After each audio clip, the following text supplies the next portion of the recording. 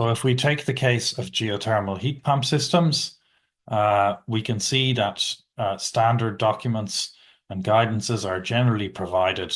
on some of the key aspects, and these include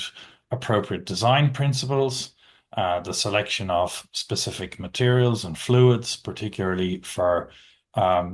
the subsurface part of the system, whether they're ground heat exchangers or groundwater heat pumps,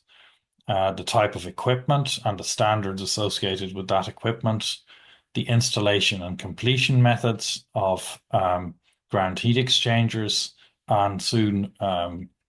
geothermal water heat pumps, the requirements for environmental protection measures, and finally the testing, commissioning, and installation of the system. So we're going to look at some of the individual examples of these.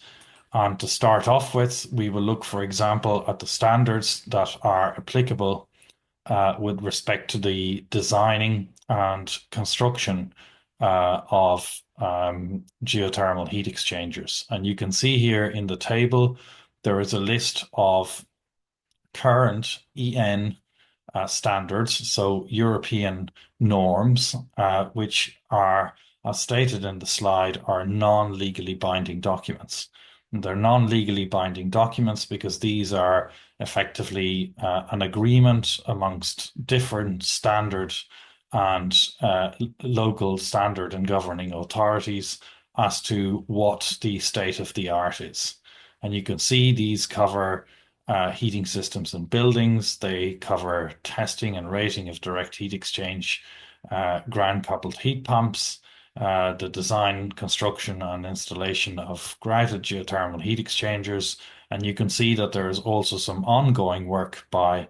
Hossein Technical Working Group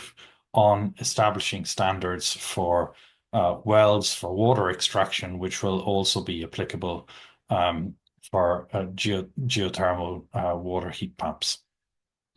So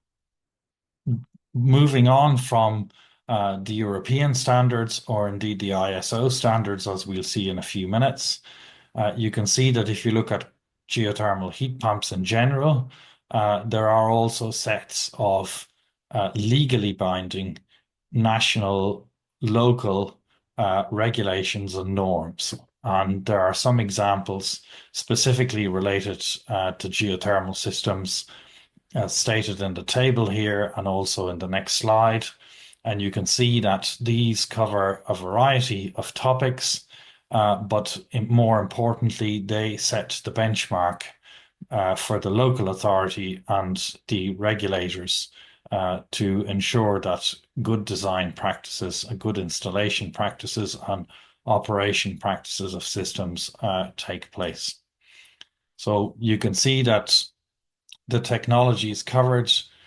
in terms of the geothermal component of the system include closed-loop borehole heat exchangers, open-loop systems, groundwater heat exchangers, energy piles, and they cover many different aspects such as design, drilling, installation, grouting, certification, and qualification requirements.